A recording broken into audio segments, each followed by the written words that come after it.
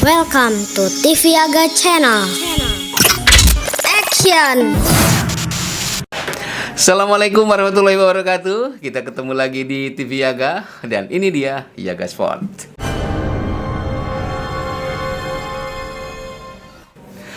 Oke, masih dalam euforia timnas yang baru saja berhasil menaklukkan China dengan skor tipis 1-0 lewat tendangan penalti tentunya yang diselesaikan dengan sangat sempurna oleh striker kita Ole Romeni. Ya, tendangan tipuan Ole ini berhasil menjebol gawang China yang bernama Wang Dele ya di menit 43. Oke, sepanjang permainan Ole Romeni ya memang keren banget mainnya, dia layak mendapat man of the match ya. Dia bergerak ke sana kemari gitu kan ya, menyulitkan para bek China. Bayangin, Indonesia berhasil melesatkan 13 tendangan ke gawang. Sementara Cina cuma hanya 5 kali loh. Itu pun ya kebanyakan tendangannya bapuk lah ke sana kemari. Ya kan? Nah, ada satu tendangan yang kenceng emang mengarah ke sebelah kiri gawang kita ya. Tapi kan kiper kita Emil Audero ya keren juga malam itu ya kan. Dia keren banget deh. Langsung menepis tendangan itu dan langsung menangkapnya. Waduh, emang sih debut Emil Audero ini luar biasa ya. Walaupun ya di awal-awal pertandingan terlihat agak-agak gugup gitu ya. Sampai salah oper ke lawan. Tapi untung ya si lawan itu nendang ke arah gawang tapi ya bapuk. Melambung ke atas gitu kan. Melambung ke atas mister. Nah, dalam pertandingan ini memang si Patrick Kluivert nih menurunkan starting 11 yang pas banget kayaknya. Skuad yang diturunkan sesuai kebutuhan ini. Ya, kebutuhan taktik tentunya. Walaupun ya banyak pemain kita yang bermain di klub-klub Eropa, naturalisasi gitu kan ya. Tapi kayaknya dalam permainan ini dibutuhkan kolektivitas permainan gitu. Bukan hanya skill individu. Makanya banyak pemain lokal kita yang bermain di liga-liga domestik juga ikut dimainkan. Gokil ini. Aduh. Tapi pilihan pemain itu loh. Gila, keren banget. Ini sih menyulitkan para pemain China nih yang akhirnya hanya bisa memainkan lompas lagi. Karena ya itu apa umpan-umpannya ya umpan atas terus. Kalau umpan pendek mereka mainkan, mereka kewalahan. Saking rapatnya pertahanan kita ya kan. Di situ ada trio back kan kita yang sangat ya kita kenal banget, yang sudah membangun chemistry yang luar biasa. Kan diturunkan dari awal. Ya, siapa lagi kalau bukan Ricky Ridho, kemudian ada J.I.Z di situ kan. Kemudian ada juga si preman Justin Hubner, tapi pada saat itu mainnya kalem ya. Ya bagus lah, nggak brutal lagi. Ya dia bisa menahan diri ya, keren. Nah, di tengah kan ada Joe Pelupesi, kemudian ada Tom Haye, Kelvin Perdong, anjir Kelvin Perdong mainnya. Dan juga ada Yakob Sayuri. Nah, ini dia. Kita aja sempet kaget ya nggak? Kok Yakob Sayuri ya bukan Kevin Dix ya? Kan gitu. Ya mungkin Kevin Dix kurang fit sekali ya. Mungkin ya kurang sehat apa gimana. Belum fit benar, makanya yang turunkan Yakob Sayuri. Tapi penampilan Yakob Sayuri gila, ini juga luar biasa. Wah, keren. Dia merupakan pemain yang apa ya, yang bisa melakukan transisi dengan cepat kan Yakob Sayuri itu. Skill individunya juga aduh gila, skill individu Yakob Sayuri itu oke banget. Nah, ini ada lagi nih di depan kan. Ada Ricky Kambuaya, kemudian ada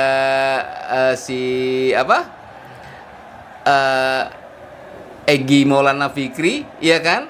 Nah, terus di depan lagi, paling depan ya tentu saja striker kita si Ole Romeni. Mereka membantu berdua nih. Ini juga Ricky Kambuaya, ini juga gokil ini. Mainnya asli. Dia sampai menusuk ke pertahanan kotak penalti kan, akhirnya di tackle, dapatlah kita hadiah penalti. Waduh, gila ini mainnya nih, duo dari dari Papua nih, asli keren. Nah, ini mungkin yang di luar dugaan para analis China ya. Mereka pasti menganalis pemain-pemain kita tuh yang udah terkenal, apalagi yang bermain di Eropa. Pasti tuh yakin tuh kayak Ole Romeni, makanya dia diketat banget kan, penjagaannya Ole Romeni itu agak sulit bergerak dia. Kemudian ada mungkin Joao Pelipuzzi sudah dianalisis juga sama mereka, lalu Tom Haye, Kevin Dix, kemudian ya JIJ sudah pasti, Justin Hubner, Kelvin Verdong, kayak gitu-gitulah mereka sudah dianalisis tuh. Tapi ternyata kan di luar dugaan, ini siapa, mungkin kata mereka nih, ini Ricky Kambuaya ini siapa ya, lolos dari analisis mereka. Begitu juga dengan Yakub Sayuri, siapa lagi tapi mainnya gokil. Makanya itu Ricky Kambuaya nih, aduh gila, bisa menusuk berkali-kali kan ke pertahanan lawan, yang mendapatkan tackle dan ya kita mendapatkan hadiah penalti. Wah, mereka ketipu tuh Cina itu. Ya, yang nekel Ricky Kambuaya itu back Cina ya, yang bernama Yang Jesiang ya, Yang Jesiang. Wah, luar biasa emang Ricky Kambuaya sama si ini si Yakub Sayuri ini. Nah, kemudian si Kelvin Verdong juga, wah gila, ini pemain memang nggak berhentinya nih, bergerak ke depan, ke tengah, ke belakang. Gila nih, orang nggak ada habis-habisnya napasnya nih, nggak ada capek-capeknya nih si Kelvin Verdong nih, salut gak. Dan Joao Pelipuzzi dan Tom Haye juga mainnya juga oke, keren, walaupun ya seperti dibilang tadi sudah dianalisis, jadi agak sulit bergerak mereka gitu, karena ya mungkin cara permainannya udah kebaca lah paling nggak dikit-dikit ya kan. Nah, tapi mereka sudah bisa bermain sedemikian rupa dan mampu menghalau bola dari lini tengah nih. Jadi pertahanan gitu kan, apalagi babak kedua kan dari lini tengah ke belakang ini ya, kita perketat gitu kan. Waduh, gila. Dan mereka memang ya pemain yang sudah profesional sih ya. Walaupun begitu tetap bermain tenang, passing-passingnya juga oke gitu. Nah, sementara di depan kan seperti dibilang tadi, Ole Romeni, ada Egy Maulana Fikri dan Ricky Kambuaya itu yang sangat menyulitkan pertahanan Cina. Terutama Ole Romeni ini bergerak ke sana kemari juga, dia mencari ruang. Tapi sayang ya beberapa tendangannya hanya ada satu yang on target, itu juga ditangkep ya kalau nggak salah ya, ada tepis juga, ada beberapa on target tuh, ada yang ditangkap, ada yang ditepiskan gitu. Nah, ini bisa dimaklumi sih si Ole Romeni ini, karena ya pastilah dijaga ketat sama back-back mereka kan ya. Dan pemain kita juga buru-buru menendang ke gawang, menendang ke bawah gawang, walaupun ya nggak tepat sasaran gitu. Bisa dimaklumi juga karena kita harus secepatnya mencetak gol ya kan, secepatnya. Dan akhirnya ya penyelesaian yang agak terburu-buru tentu saja tidak maksimal. Nah, di babak kedua Patrick Kluivert merubah strategi lagi nih. Dia lebih bermain bertahan, mengandalkan serangan balik yang cepat. Terbukti ini juga sangat efektif. Para pemain kita nih sudah bertahan rapat dari lini tengah sampai belakang gitu kan, tapi serangan baliknya coy gila, bikin back China panik. Dan sayang banyak operan depan gawang dapat diblok gitu kan ya. Dan gaya mainnya itu loh, aduh gila, udah kayak tiki taka ini pemain kita ini keren banget. Di menit 72 ada pergantian pemain lagi ya, yang lumayan mengejutkan juga nih. Yakub Sayuri digantikan oleh Beckham Putra gitu kan. Kemudian ya ternyata pergantian ini juga efektif. Beckham bermain bagus, dia punya skill oke banget skillnya, larinya juga kenceng dan dia memberikan 3 umpan yang luar biasa tuh ke Ole Romeni. Hampir jadi gol itu. Dan satu dilanggar, dan satu lagi ke Egy Maulana Fikri dan juga dilanggar. Kemudian ada lagi yang ditendang sama Ole Romeni tapi dapat diblok ya kan. Nah, kemudian Tom Haye ya karena kelihatan sudah kelelahan kali ya, maka diganti oleh Kevin Dix. Sementara Ricky Kambuaya digeser lebih ke tengah mendampingi Joe Pelupesi ya kan. Lalu di menit-menit akhir oleh Romeni dan Ricky Kambuaya juga ya tampak udah mulai kelelahan juga ya. Akhirnya diganti juga oleh Ivan Jenner dan Ramadan Sananta. Dan Ramadan Sananta ini keren lah, kemenangan ini bukan kemenangan biasa saja. Bayangin bro, setelah 38 tahun Indonesia baru bisa mengalahkan China lagi. 38 tahun bro, belum pernah bisa mengalahkan China. Gila deh, gila nggak tuh? Jangan main-main ini. Ya hampir setengah abad loh, hampir setengah abad kita baru bisa menang lagi lawan China. Jadi Cina itu bukan lawan yang kaleng-kaleng, ya kan? Tim mereka juga bagus banget gitu. Bahkan pernah masuk Piala Dunia loh China itu di tahun 2002 tuh. Waktu itu di Korea Selatan dan Jepang ya. Dan sekarang giliran Indonesia yang punya kesempatan karena China dan Bahrain sudah dipastikan nggak bakal lolos ke round 4. Ya kan? Asik banget nih. Karena pertandingan kemarin Bahrain kalah oleh Arab Saudi 2-0 padahal di kandang Bahrain itu mainnya. Dan Indonesia jelas lolos ke round 4. Walaupun ya nanti lawan Jepang menang kayak mau kalah tetap kita lolos karena udah tidak mungkin lagi terkejar oleh Bahrain dan juga China. Nah, kita masuk ke round 4 nih. Keren gak nih Indonesia nih sekarang? Ya, tapi untuk lolos langsung di peringkat 2 udah ketutup juga ya. Karena Australia sudah mendapatkan poin 16 ya. Kita kan baru 12. Kalau menang lawan Jepang paling 15. Australia lah kemungkinan besarnya yang bakal masuk lolos langsung bersama Jepang gitu. Tapi ya pertandingan terakhir Australia dengan Arab Saudi ini ya itu menentukan hidup mati juga nih. Jangan-jangan Australia digeser juga oleh Arab Saudi ya kan? Karena Arab Saudi kan sudah 13 nih. Kalau menang lawan Australia kan 16. Nah, tinggal lah hitung-hitungan tuh. Hitung-hitungan selisih gol atau head to head ya. Kalau Cina sama Bahrain udahlah itu mah hiburan aja.